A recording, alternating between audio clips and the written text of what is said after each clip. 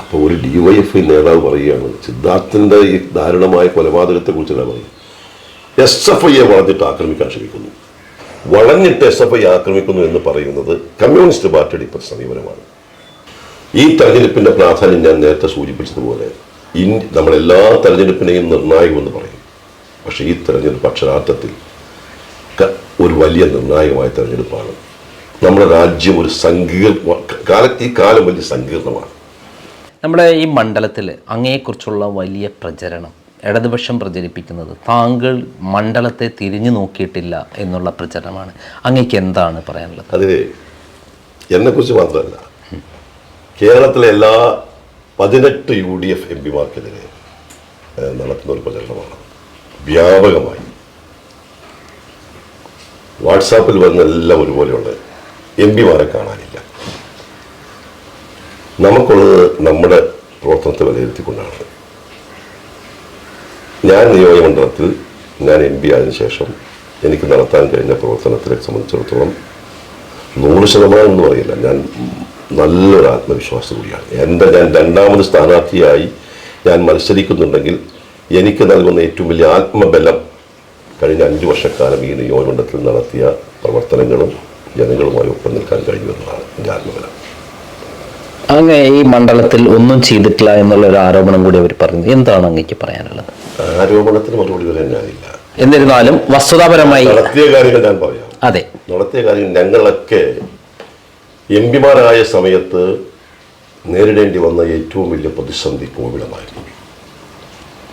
Covid കാലഘട്ടത്ത് കേന്ദ്ര government MPമാരുടെ MP fund പോലും മരവിപ്പിച്ചു. ഞങ്ങൾക്ക് അങ്ങനെ ഒരു സാമ്പത്തിക സാഹചര്യം കൊടുക്കാൻ കഴിയില്ല. പക്ഷെ ഞങ്ങൾ ആ സമയത്ത് ചെയ്തത് ആ പ്രതിസന്ധിയെ നേരിടുന്നതിന് വേണ്ടിയിട്ടുള്ള പ്രവർത്തനങ്ങളിലായിരുന്നു. ഗവൺമെൻറ് കിറ്റ് കൊടുത്തു. ഞാൻ എൻ്റെ പാർലമെന്റ് നിയമമണ്ഡലത്തിൽ ആയിരക്കണക്കിന് കിറ്റുകൾ ആ സമയത്ത് എനിക്ക് വിതരണം ചെയ്തു. അന്ന് ഏറ്റവും വലിയ ഉത്തരവാദിത്തം ആരോഗ്യ മേഖലയെ ശക്തിപ്പെടുത്തുക എന്നുള്ളതായിരുന്നു. ഞങ്ങൾക്ക് കിട്ടിയ MP ഫണ്ട് ഞങ്ങൾക്ക് സ്വാധീനിക്കാൻ കഴിഞ്ഞ മറ്റു തലത്തിലുള്ളതും ഈ എൻ്റെ നിയമമണ്ഡലത്തിലെ പ്രാഥമിക ആരോഗ്യ കേന്ദ്രങ്ങൾ ശക്തിപ്പെടുത്താൻ പറ്റി. എല്ലാ പ്രാഥമിക ആരോഗ്യ കേന്ദ്രങ്ങളിലും ഓക്സിജൻ കോൺസെൻട്രേറ്റർ കൊടുത്തു, പലയിടത്തും ആംബുലൻസ് കൊടുത്തു, ആശുപത്രികളിൽ ഓക്സിജൻ പ്ലാന്റ് തുടങ്ങി. ഒരു സ്ഥലത്തുമില്ലാത്ത രീതിയിൽ താലൂക്ക് ഹെഡ് ആശുപത്രിയിൽ റാപ്പിഡ് ടെസ്റ്റ് നടത്തുന്നതിന് വേണ്ടിയിട്ടുള്ള മെഷീൻ കൊടുത്തു.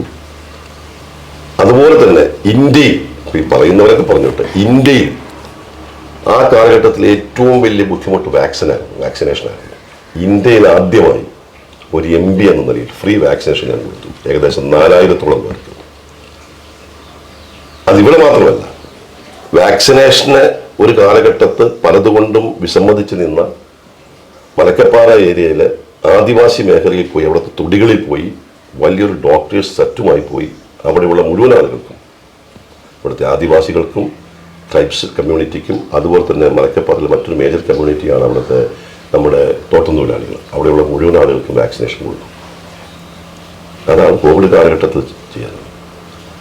പിന്നീട് നമുക്കറിയാം, ഈ നിയമമണ്ഡലത്തിലെ മെഡിക്കൽ ക്യാമ്പുകൾ എന്ന് പറഞ്ഞെങ്കിൽ സാധാരണ മെഡിക്കൽ ക്യാമ്പ് നടത്തി പോകുന്നതല്ല. മെഡിക്കൽ ക്യാമ്പ് തുടർ ചികിത്സയുണ്ട്. ഞാൻ നടത്തിയ medical camp, mega medical camp, 100 കണക്കിന് 10-80ഓളം സീനിയർ ഡോക്ടേഴ്സിനെയും 300ഓളം പാരാമെഡിക്കൽ സ്റ്റാഫിനെയും വെച്ച് ഈ നിയമമണ്ഡലത്തിൽ മൊത്തത്തിൽ നടത്തിയ മെഗാ മെഡിക്കൽ ക്യാമ്പിൻ്റെ തുടർ ചികിത്സ നടന്നുകൊണ്ടിരിക്കുകയാണ്. അട്ടപ്പാടി മേഖലയിൽ, ആദിവാസി മേഖലയിൽ പോയി, അതിരപ്പള്ളി മേഖലയിൽ പോയി അവിടെ മെഡിക്കൽ ക്യാമ്പ് നടത്തി അവരുടെ തുടർ ചികിത്സ നടന്നുകൊണ്ടിരിക്കുന്നു. തിമിരമുക്ത ചാലക്കുടി എന്ന് പറഞ്ഞുകൊണ്ട് ഈ നിയമമണ്ഡലത്തിലെ മൊത്തം പ്രദേശത്തും ഇതിനെക്കുറിച്ച് സർവേ നടത്തി കാറ്ററക്റ്റ് ഓപ്പറേഷൻ വേണ്ടിയ ആളുകൾക്ക് സൗജന്യമായി ചികിത്സാ സൗകര്യം കൊടുത്തുകൊണ്ടിരിക്കുകയാണ്. എൻ്റെ പൊതുജീവിതത്തിൽ ജനപ്രതി എന്ന നിലയിൽ ഞാൻ എന്നും മുൻതൂക്കം കൊടുക്കുന്ന ഒന്നാണ് ഭിന്നശേഷിക്കാരുമായി. ചാലക്കുടി പാർലമെന്റ് നിയമമണ്ഡലത്തിലെ മൊത്തം ഭിന്നശേഷിക്കാരുടെ സർവേ നടത്തി ഭിന്നശേഷിക്കാർക്ക് വേണ്ട ഉപകരണങ്ങൾ, അത് ചിലർക്ക് ആർട്ടിഫിഷ്യൽ മറ്റു ലിംബായിരിക്കും, അല്ലെങ്കിൽ ഹിയറിംഗ് എയ്ഡ് ആയിരിക്കും, അല്ലെങ്കിൽ അന്തർക്ക് വേണ്ടിയിട്ടുള്ള സ്മാർട്ട് ഫോൺ ആയിരിക്കും, അല്ലെങ്കിൽ വീൽ ചെയർ ആയിരിക്കും, അങ്ങനെ അവർക്കും എൻ്റെ ക്യാമ്പിൽ വന്ന് നിർണയിക്കപ്പെട്ട മുഴുവൻ ആളുകൾക്കും സൗജന്യമായി അവർക്ക് വേണ്ടിയിട്ട് ഉപകരണങ്ങൾ കൊടുത്തു. പിന്നെ ഒരു MP എന്ന നിലയിൽ ഞാൻ എല്ലാ കാര്യങ്ങളും പറയുന്നതല്ല, എം പിമാർക്ക് വികസനം നടത്താനായിട്ട് ചില പരിമിതികളുണ്ട്. ഒന്നാമത്തെ എം പി ഫണ്ടില്ല. എൻ്റെ എം പി ഫണ്ട് 100% ഞാൻ ചെലവഴിച്ചു കഴിഞ്ഞു. അതിൽ കൂടുതലും ചെലവഴിച്ചു. എൻ്റെ മുൻഗാമിയായിരുന്ന എം പിയുടെ ചെലവഴിക്കാത്ത ഫണ്ട് പോലും ഇന്നസെന്റിന്റെ ഇപ്പൊ ചെലവഴിച്ചു എന്ന് പറഞ്ഞാൽ എൻ്റെ സ്വഭാവമായിട്ടാണ് ചെലവഴിച്ചത്. ഒറ്റ ഉദാഹരണം പറയുന്നു. PMGSY റോഡാണ് കേന്ദ്ര ഗവൺമെന്റ് ഫണ്ട് കൂടി കിട്ടുന്നത്. എറണാകുളം ജില്ലയ്ക്ക് PMGSY റോഡിൽ മൊത്തം എറണാകുളം ജില്ലയിലെ 14 നിയോജകമണ്ഡലത്തിൽ കിട്ടിയ 145 കിലോമീറ്റർ റോഡാണ്. അഭിമാനത്തോടുകൂടി പറയുന്നു, 100 കിലോമീറ്റർ റോഡ് എൻ്റെ ഈ 4 കോൺസ്റ്റിറ്റ്യുവൻസിൽ, എറണാകുളം ജില്ലയിലെ 4 കോൺസ്റ്റിറ്റ്യുവൻസിലാണ് 100 കിലോമീറ്റർ റോഡ്. തൃശ്ശൂർ ജില്ലയിൽ വേറെയുണ്ട്. ഇവിടുത്തെ റെയിൽവേ സ്റ്റേഷനുകൾ 3 റെയിൽവേ സ്റ്റേഷൻ പ്രാധാന്യത്തിലെത്തുള്ളൂ. ആലുവ, അങ്കമാലി, ചാലക്കുടി 3 അമൃത സ്കീമിൽ ഉൾപ്പെടുത്തി പണി നടന്നുകൊണ്ടിരിക്കുകയാണ്. ഹൈവേ എത്രയോ നാളായി താങ്കളൊക്കെ യാത്ര ചെയ്തതിനാൽ എത്രയോ നാളായി ചാലക്കുടിയിലെ അണ്ടർപാസ് ഉൾപ്പെടെ കിടക്കുന്നു. 13 വർഷം മുമ്പ് കിടന്നതാണ്. അത് പൂർത്തീകരിച്ചു. 4 അണ്ടർപാസ് അവിടെ വേറെ കൊണ്ടുവന്നു. 60 മറ്റേ തീരദേശ ഹൈവേയിലും വേണ്ടത്ര അണ്ടർപാസ് അനുവദിച്ചിരിക്കുന്നു. അതിനുവേണ്ടിയിട്ടുള്ള പരിപാടികൾ പൂർത്തീകരിച്ചിരിക്കുന്നു. അങ്ങനെ നമുക്ക് നോക്കിയാൽ ഞാൻ പറയുന്നു, ഒരു കമ്പാരിസൺ നടത്താൻ ഞാൻ തയ്യാറാണ്. പിന്നെ പാർലമെന്റിൽ ഉള്ള ഇടപെടലുകൾ ഞാൻ ആർക്കും വിരോധമായിട്ട് എതിരായിട്ട് പറയുന്നില്ല. പക്ഷെ ഞാൻ ഇനിയും വാട്സാപ്പിലൊക്കെ ഇടപെടലുകൾ, ചോദ്യങ്ങൾ ചോദിക്കുന്നത്, കേരളത്തിൽ നിന്ന് ഏറ്റവും കൂടുതൽ ചോദ്യങ്ങൾ ചോദിച്ചിട്ടുള്ള എം പി ഞാനാണ്. ചോദിച്ചിട്ടുള്ള എം പിമാരിൽ ഒരാൾ ഞാനാണ്. ഞാൻ നടത്തിയ ഇടപെടലുകൾ, പാർലമെന്റ് നടത്തിയിട്ടുള്ള ഇടപെടലുകൾ എല്ലാം ദേശീയ ആവറേജിനേക്കാൾ സംസ്ഥാന ആവറേജിനേക്കാൾ കൂടുതലാണ്. പിന്നെ തെരഞ്ഞെടുപ്പ് വരാത്ത പലതും പറഞ്ഞു നടത്തിയിട്ടില്ല. ഈ നിയമമണ്ഡലത്തിൽ എനിക്ക് ഞാൻ താരതമ്യപ്പെടുത്തിയ ഒരാൾ ബോധ്യമില്ല. പണ്ട് കാലഘട്ടത്തിൽ എം പിമാരുണ്ടായിരുന്നു. അവരുടെ പ്രവർത്തനവും സാന്നിധ്യം, ഇടപെടലുകൾ, വികസനം, സാമീപ്യം ഇതെല്ലാം വെച്ച് കമ്പാരിസൺ നടത്താനാണ് ആരും നോക്കാം. അതായത് അതിനെക്കുറിച്ച് ഇന്ന് വരെയും ഒരു തെരഞ്ഞെടുപ്പ് സമയത്ത് പോലും പബ്ലിക്കിൻ്റെ ഇടയിൽ നിന്ന് എനിക്കൊരു വിമർശനം വയ്ക്കേണ്ടി വന്നിട്ടില്ല. മുടങ്ങിക്കിടന്ന പല പദ്ധതികളും പൂർത്തീകരിക്കാൻ കഴിഞ്ഞു. ESI ഹോസ്പിറ്റൽ ഉൾപ്പെടെ മുടങ്ങിക്കിടന്ന പല പദ്ധതി ഏറ്റെടുക്കാൻ കഴിഞ്ഞു. കണക്ടിവിറ്റിയുടെ കാര്യത്തിൽ നമുക്കറിയാം, നമുക്ക് ഏറ്റവും കൂടുതൽ ഇപ്പം ഈ കാട്ടാന ശല്യമൊക്കെ നിൽക്കാൻ നേരത്ത് നമ്മുടെ മലയോര പ്രദേശങ്ങളെ കണക്ടിവിറ്റി വലിയ പ്രശ്നമാണ്. എൻ്റെ നിയമത്തിൽ ഏറ്റവും വലിയൊരു മലയോര പ്രദേശമാണ് മലക്കപ്പാറ ഏരിയ. അവിടെ കണക്ടിവിറ്റി ഇല്ല. 8 ടവറാണ്, 8 ടവറുകൾ അവിടെ നിർമ്മിച്ചുകൊണ്ടിരിക്കുന്നത്. അത് കഴിഞ്ഞാൽ അവിടെ ഏത് മേഖലയും കണക്ടിവിറ്റി കിട്ടുകയാണ്. 4G സംവിധാനങ്ങൾ ഏർപ്പെടുത്തിക്കൊണ്ടിരിക്കുകയാണ്. ഇതത് ഈ അടുത്ത കാലത്ത് നടന്നതാണ്. ഇത്രയൊക്കെ പറയുമ്പോൾ തന്നെ ഇടപെടലുകളെ കുറിച്ച് മനസ്സിലാക്കുന്നത്. അതായത് താങ്കൾ കഴിഞ്ഞ തവണ 1,30,000 വോട്ടാണെന്ന് തോന്നുന്നു ഞാൻ ഇവിടെ നിന്ന് വിജയിച്ചിട്ടുള്ളത്. അതായത് മൂന്തപുരം എന്ന് പറയുന്നത് കേരളത്തിൻ്റെ കോൺഗ്രസിൻ്റെ ശക്തി കേന്ദ്രമാണ്. അതാണ് മാറി ചാലക്കുടിയായി മാറിയത്. ഈ കഴിഞ്ഞ തവണ 1,30,000 വോട്ടിന് ജയിച്ചതെങ്കിൽ ഇത്തവണ എന്തായിരിക്കും താങ്കളുടെ പ്രതീക്ഷ? UDF സ്ഥാനാർത്ഥി ഈ തെരഞ്ഞെടുപ്പിൽ കംഫർട്ടബിൾ മെജോറിറ്റി ഇവിടെ ജയിച്ചിരിക്കും. ഭൂരിപക്ഷത്തിൽ ഞാനൊന്നും പറയാം, വിഷമല്ല. പക്ഷെ നല്ല ഭൂരിപക്ഷത്തോടുകൂടി UDF സ്ഥാനാർത്ഥി ചാലക്കുടിയിൽ വിജയിച്ചിരിക്കും. ഒരു സംശയമില്ല. കഴിഞ്ഞ തവണ 2020 സ്ഥാനാർത്ഥി ഉണ്ടായിരുന്നില്ല. ഇപ്രാവശ്യം 2020 സ്ഥാനാർത്ഥിയും വന്നിരിക്കുന്നു. കുന്നത്തുനാടും പെരുമ്പാവൂരും അടക്കമുള്ള പ്രദേശങ്ങൾ അവർ ശക്തി കാണിച്ചിട്ടുള്ളതാണ്. അപ്പം അങ്ങനെ വരുമ്പോൾ എന്തായിരിക്കും? തൃക്കാക്കര അടക്കം, തൃക്കാക്കരൻ്റെ അത് വരില്ല അല്ലേ, ആലുവ, ഓക്കെ. അപ്പം അങ്ങനെയുള്ള ഒരു 50,000 പേരൊക്കെ പങ്കെടുപ്പിച്ചുകൊണ്ട് വലിയ ഒരു റാലി അടക്കം സംഘടിപ്പിക്കുക കിഴക്കമ്പലത്ത്. അത് എത്രമാത്രം എഫക്റ്റ് ചെയ്യും നമുക്ക്? ഞാൻ ഒരു തെരഞ്ഞെടുപ്പ് സമയത്ത് ആരെയും താഴ്ത്തിക്കെട്ടാൻ ഞാൻ ആഗ്രഹിക്കുന്നില്ല. ദേശീയ തലത്തിലേക്ക് നടക്കുന്ന തെരഞ്ഞെടുപ്പാണ്. ഈ തെരഞ്ഞെടുപ്പിൻ്റെ വിഷയം എന്താ? വ്യക്തികളൊന്നുമല്ല തെരഞ്ഞെടുപ്പിൻ്റെ വിഷയം. എങ്ങോട്ട് ഇന്ത്യ, അതാണ് ഈ തെരഞ്ഞെടുപ്പ്. നമ്മുടെ മനസ്സിൽ അസ്വസ്ഥത ഉണ്ടാക്കുന്നതാണ്. ഇന്ത്യ എങ്ങോട്ട് പോകുന്നു? കഴിഞ്ഞ 10-20 വർഷക്കാലം ഇന്ത്യ സഞ്ചരിച്ചൊരു പാതയിൽ നിന്നും നമ്മൾ കാത്തുസൂക്ഷിച്ച മൂല്യങ്ങൾ, മതേതരത്വം, ജനാധിപത്യം, ഇന്ത്യയുടെ കോൺസ്റ്റിറ്റ്യൂഷൻ, ഇതെല്ലാം വെല്ലുവിളിക്കപ്പെടുന്ന സാഹചര്യത്തിൽ എങ്ങോട്ടെന്ന ചോദ്യം നമ്മുടെ മുന്നിൽ പ്രതിസന്ധി ഉണ്ടാക്കുന്ന അത്ര സങ്കീർണമായൊരു കാലഘട്ടത്തിലൂടെ എൻ്റെ കടന്നു പോകുന്നു. ആ സമയത്തൊരു തെരഞ്ഞെടുപ്പ് നടക്കുമ്പോൾ ആ തെരഞ്ഞെടുപ്പിൻ്റെ രാഷ്ട്രീയമാണ് ജനങ്ങൾ ചർച്ച ചെയ്യപ്പെടാൻ പോകുന്നത്. ചാലക്കുടിയിലെ ജനങ്ങൾ രാഷ്ട്രീയ ബോധമുള്ളവരാണ്. എല്ലാ കാലഘട്ടത്തിലുണ്ടായ തെരഞ്ഞെടുപ്പുകളിലും ആ രാഷ്ട്രീയ ബോധത്തിൻ്റെ പ്രതിഫലനമാണ് അവിടെ ഉണ്ടായത്. സംശയം വേണ്ട. ഈ പ്രാവശ്യം അത് തന്നെ. അവിടെയൊന്നും ഇത്തരത്തിലുള്ളൊരു ഘടകത്തിനൊന്നും വലിയ സ്ഥാനം കൽപ്പിക്കും എന്ന് ഞാൻ വിശ്വസിക്കുന്നില്ല. ഈ മണ്ഡലത്തിൽ പാർലമെന്റ് 7 നിയോജക മണ്ഡലമാണ്. അതായത് കയ്പമംഗലും അതേപോലെ കൊടുങ്ങല്ലൂരും പിന്നെ എറണാകുളത്ത് 5 മണ്ഡലം, 4 ചാലക്കുടിയും. അപ്പോൾ അതിൽ 2-3 മണ്ഡലങ്ങൾ LDFിന് അനുകൂലമായിട്ട് നിൽക്കുന്ന ശക്തമായ സ്ഥലങ്ങളാണ്. ബാക്കി 4 മണ്ഡലങ്ങളാണ് UDF എന്ന് തന്നെ മനസ്സിലാക്കിയിട്ടുള്ളത്. ഇത് എത്രമാത്രം നമ്മളെ ദോഷമായി ബാധിക്കും?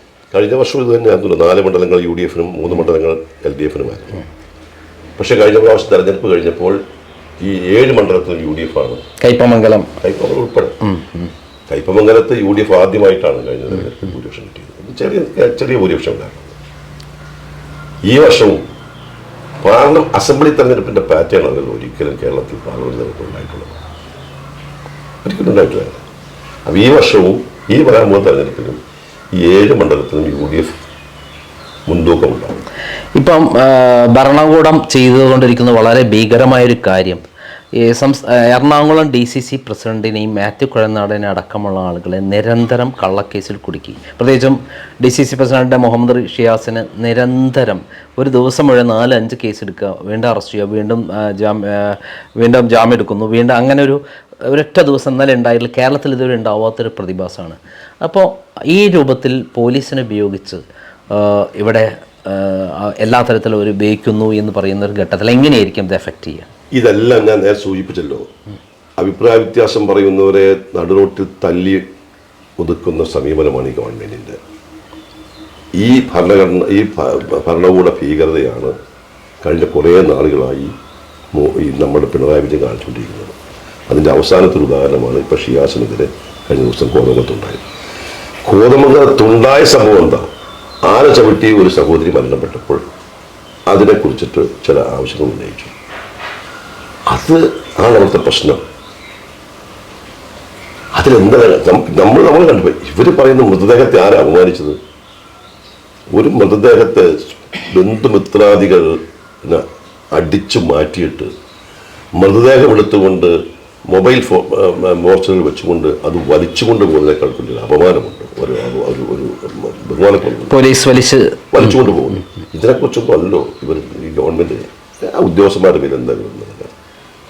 പിന്നെ DCC പ്രസിഡന്റ് ശ്രീ ഷിയാസിനെ പോലെ വളരെ സജീവമായി പ്രവർത്തിക്കുന്ന ഒരു DCC പ്രസിഡന്റിനെ കള്ളക്കേസിൽ കൊടുക്കാൻ പോയിട്ട് അവസാനം കോടതി പോലും അതിനോട് യോജിച്ചിരുന്നു. പിണറായി വിജയൻ കഴിഞ്ഞ കുറേ നാളെ ചെയ്തുകൊണ്ടിരിക്കുന്നതാണ്. എനിക്ക് അടുത്ത ദിവസം അത്ഭുതം തോന്നിയ ഒരു കണ്ടു. സിദ്ധാർത്ഥൻ എന്ന് പറയുന്ന ഒരു കുട്ടിയെ വളഞ്ഞിട്ട് മർദ്ദിച്ച് തല്ലിക്കൊന്ന് കെട്ടിത്തൂക്കി. അതാണ് ഇപ്പം നമ്മൾ ചർച്ച ചെയ്തത്.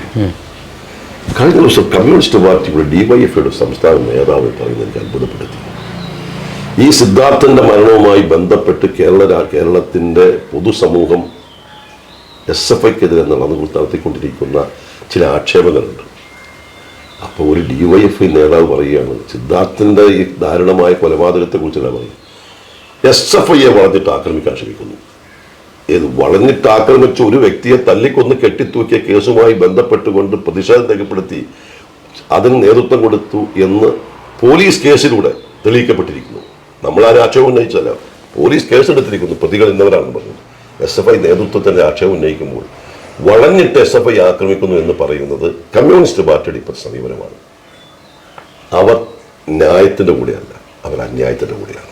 ഇത് ഈ തെരഞ്ഞെടുപ്പിൽ ചർച്ച ചെയ്യപ്പെടാൻ പോകുന്ന വലിയ പ്രശ്നമാണ്. അന്യായത്തിന് കൂട്ടുനിൽക്കുന്ന സംസ്ഥാന ഗവൺമെന്റ്, അതിക്രമം കാണിക്കുന്ന സംസ്ഥാന ഗവൺമെന്റ്, ഭരണകൂട ഭീകരത കാണിക്കുന്ന സംസ്ഥാന ഗവൺമെന്റ്, ഇതിനെതിരെയുള്ള ജനരോക്ഷം ഈ തെരഞ്ഞെടുപ്പിൽ ഉണ്ടാകും. എന്നെ അറസ്റ്റ് ചെയ്തപ്പം, അതായത് എന്നെയാണ് തുടങ്ങിയത്. ആദ്യം ഇതിനൊത്തിരി ഇരയായ ആളാണ്. എന്നെ 7 ദിവസം ആദ്യം അറസ്റ്റ് ചെയ്തു.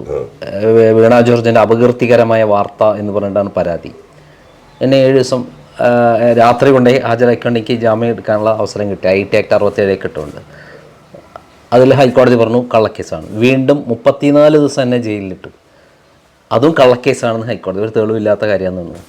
ഈ സന്ദർഭങ്ങളിലൊന്നും തന്നെ കോൺഗ്രസ് ഒന്ന് ശബ്ദിച്ചു കണ്ടില്ല. അങ്ങേപോലെ പരിണതപ്രജ്ഞനായ നേതാക്കന്മാരടക്കം നിശബ്ദരായിരുന്നത് കൊണ്ടല്ലേ ഇപ്പോൾ അവർ കയറി മുഹമ്മദ് ഷിയാസിനടക്കം തൊടാനുള്ള ധൈര്യം കിട്ടിയത്?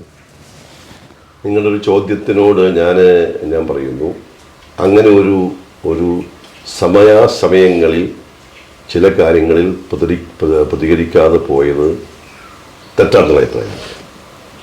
വ്യക്തികളെല്ലാം നോക്കേണ്ടിയിരിക്കുന്നത്. ഒരു ന്യായമായ ഒരു കാര്യത്തിന് വേണ്ടിയിട്ടാണ് ന്യായമായ കാര്യത്തിന് വേണ്ടി പ്രതികരിച്ചിരിക്കുന്നത്. പ്രത്യേകിച്ച് ലാവലിംഗ് കേസ് കൊണ്ടുവന്ന് ഏറ്റവും പോരാട്ടം നടത്തി.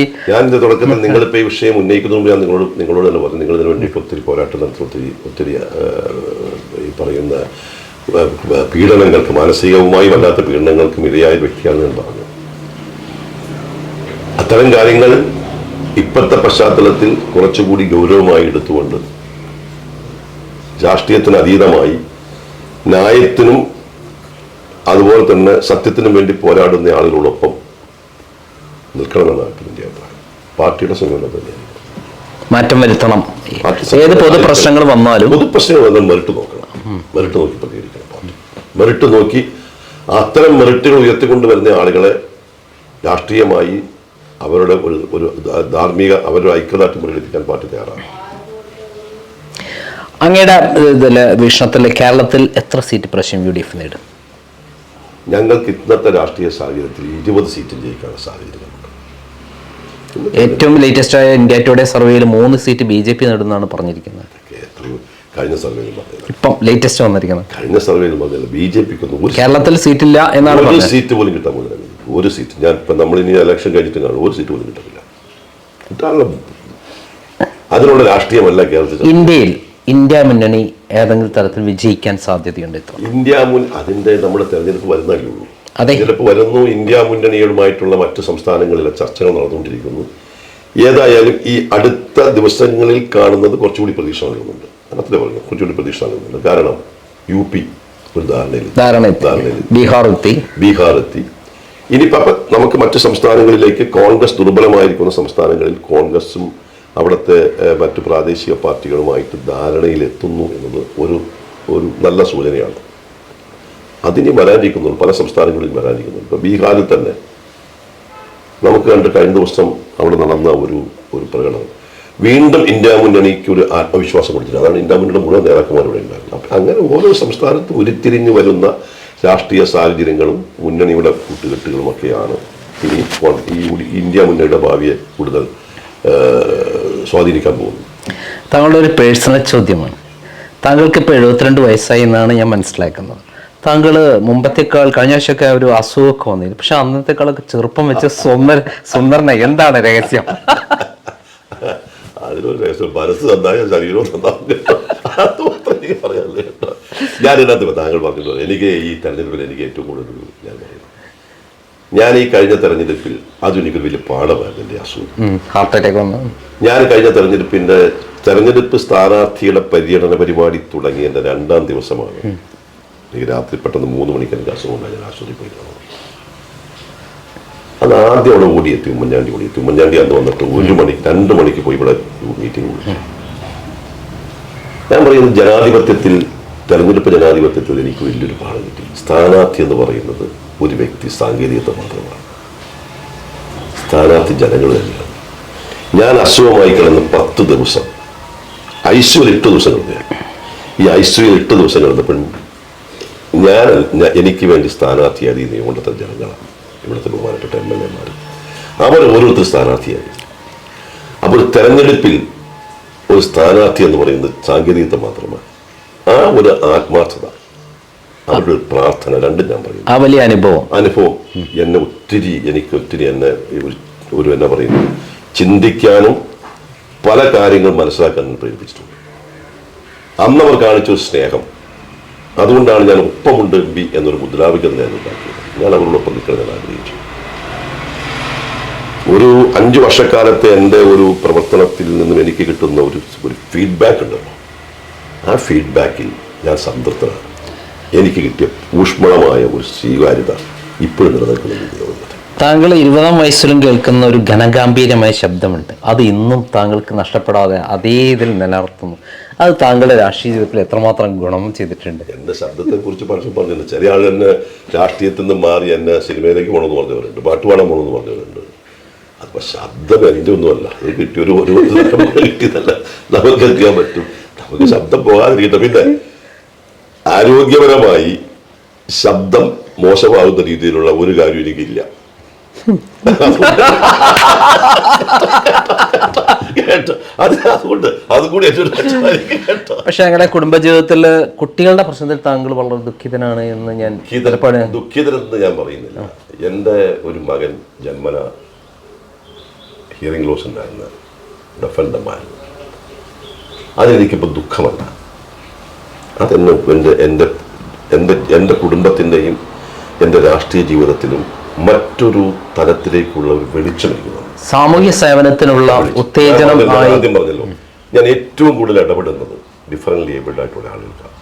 ഞാൻ എൻ്റെ നിയമനത്തിലുള്ള മുഴുവൻ ബെഡ് സ്കൂളുകൾക്കും, പാർലമെന്റ് നിയമനത്തിലുള്ള മുഴുവൻ ബെഡ് സ്കൂളുകൾക്കും ഞാൻ കമ്പ്യൂട്ടർ, മറ്റ് പ്രിന്റർ, രാഷ്ട്രീയത്തിലുപരി എല്ലാ മേഖലയിലുള്ള ആളുകളെ മനുഷ്യകാരുണ്യമായി താങ്കൾ കാണുന്നു. വലിയൊരു കാര്യം പറഞ്ഞെങ്കിൽ ഒരു വൈകല്യമുള്ള ഒരു കുടുംബത്തിൻ്റെ രക്ഷകർത്താക്കളുടെ മാനസികാവസ്ഥ മനസ്സിലാക്കാനുള്ള ഒരു ഉൾക്കാഴ്ച എൻ്റെ മകൻ്റെ ഈ ജന്മനാവുള്ള ഈ ഒരു വൈകല്യത്തിലൂടെ എനിക്ക് കിട്ടാൻ, അതെനിക്ക് കൂടുതൽ കരുത്ത് നൽകിയിട്ടുണ്ട്.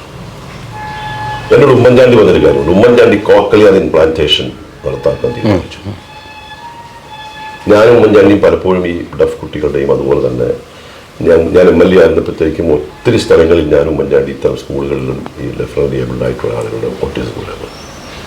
അപ്പോൾ ഉമ്മൻചാണ്ടി എന്നോട് ഈ കോക്ലിയർ ഇംപ്ലാന്റേഷൻ നടപ്പാക്കാൻ തീരുമാനിച്ചപ്പോൾ എന്നെ ഫോൺ ചെയ്തിട്ട് എന്നോട് പറഞ്ഞൊരു വാക്ക്, പിന്നെ ഞാൻ ഈ തീരുമാനം എടുത്തിട്ട് വേണുവായിരുന്നു എൻ്റെ മനസ്സിൽ. വേണു മാത്രമേ, വേണു എൻ്റെ മകൻ്റെ പേരാണ്. അപ്പം എൻ്റെ മകൻ്റെ ഒരു വൈകല്യം മനസ്സിലാക്കി, ഒരു രക്ഷകർത്താവിൻ്റെ വേദന മനസ്സിലാക്കാൻ മുഖ്യമന്ത്രിക്ക് സാധിച്ചു എന്നുള്ളത് എൻ്റെ മകനെ മാത്രം കണ്ടിട്ടല്ല. അപ്പം എനിക്കത് വേറൊരു ലോകത്തിലേക്ക്, എൻ്റെ മനസ്സും എൻ്റെ പ്രവർത്തനവും വേറൊരു ലോകത്തിലേക്ക് തിരിച്ചുവിടാൻ ദൈവം തന്ന ഒരു നിയോഗമായി അത് ഞാൻ എടുത്തു. താങ്കൾക്ക് ഈ ഇലക്ഷൻ പ്രഖ്യാപിക്കാൻ പോകുന്ന ഈ അവസരത്തിൽ എന്താണ് പ്രേക്ഷകരോട് പറയാനുള്ളത്? ഈ തെരഞ്ഞെടുപ്പിന്റെ പ്രാധാന്യം ഞാൻ നേരത്തെ സൂചിപ്പിച്ചതുപോലെ നമ്മളെല്ലാ തെരഞ്ഞെടുപ്പിനെയും നിർണായകമെന്ന് പറയും. പക്ഷെ ഈ തെരഞ്ഞെടുപ്പ് അക്ഷരാർത്ഥത്തിൽ ഒരു വലിയ നിർണായകമായ തെരഞ്ഞെടുപ്പാണ്. നമ്മുടെ രാജ്യം ഒരു ഈ കാലം വലിയ സങ്കീർണമാണ്. ഞാൻ നേരത്തെ സൂചിപ്പിച്ചതുപോലെ ഈ ഇന്ത്യ ഒരു വലിയ പ്രതിസന്ധിയിലൂടെ കടന്നു പോകുന്ന ഈ സമയത്ത് എങ്ങോട്ടെന്ന ചോദ്യമാണ് നമ്മുടെ മുന്നിൽ എത്തുന്നത്. എങ്ങോട്ടെന്ന ചോദ്യം. കാരണം അസഹിഷ്ണുതയുടെ അന്ധകാരം വിഴുങ്ങുന്ന ഒരു പാതയിലൂടെ നമ്മൾ പോകുമ്പോൾ മതേതരത്വത്തിൻ്റെ ഭാവി എന്തായിരിക്കും, ജനാധിപത്യത്തിൻ്റെ ഭാവി എന്തായിരിക്കും, ഇന്ത്യയുടെ ഭരണഘടന നമുക്ക് നൽകുന്ന സംരക്ഷണം എങ്ങനെയാകും എന്ന ചോദ്യമാണ് നമ്മുടെ മുന്നിലുള്ളത്. അതിനെ അതിജീവിക്കാൻ ഈ തെരഞ്ഞെടുപ്പിൽ ഇന്ത്യയിലെ എല്ലാ മതേതരത്വ ജനാധിപത്യ ശക്തികളും ഒരുമിച്ച് നിന്ന് വർഗീയതയ്ക്കെതിരെയുള്ള ശക്തമായ പോരാട്ടം ഏറ്റെടുക്കണമെന്ന അഭിപ്രായമാണ്. ആ പോരാട്ടത്തിന് ദേശീയ തലത്തിൽ നേതൃത്വം കൊടുക്കാൻ കഴിയുന്നത് കോൺഗ്രസ് ആണ് എന്ന് ചരിത്രവും ഇന്നത്തെ കാലികമായ വിഷയം തരത്തിലും ഇന്ത്യയിലെ മതേതരത്വ ശക്തികൾ കോൺഗ്രസിന്റെ നേതൃത്വം, അനിഷേധ്യമായ നേതൃത്വം ആവശ്യപ്പെടുന്നു. അതുകൊണ്ട് കോൺഗ്രസിനെ കൂടുതൽ ശക്തിപ്പെടുത്തണം. രാഷ്ട്രീയ നേതാവൻ എന്നതിലുപരി ഒരു മനുഷ്യകാരുണ്യ പ്രവർത്തകൻ എന്ന നിലയിലാണ് ഞാനിപ്പോൾ കൂടുതൽ ബെന്നി ബെഹനാനെ ഇഷ്ടപ്പെടുന്നത്. ഞങ്ങളുടെ പഠനത്തിൽ അദ്ദേഹം നമ്മൾ കാണാത്ത മേഖലകളിലൂടെ സാധാരണക്കാർക്ക് വേണ്ടിയുള്ള സഹായങ്ങൾ ചെയ്യുന്ന മനുഷ്യകാരുണ്യമുള്ള ഒരു രാഷ്ട്രീയ നേതാവാണ്. അദ്ദേഹം ഈ ഇലക്ഷനിൽ നിൽക്കുകയാണെങ്കിൽ വൻ വിജയം നേടട്ടെ എന്ന് ആശംസിക്കുന്നു. നന്ദി, നമസ്കാരം. സന്തോഷം. അങ്ങനെ സംസാരിക്കാൻ കിട്ടിയുള്ള അവസരം സന്തോഷമായി എടുക്കുന്നു കേട്ടോ.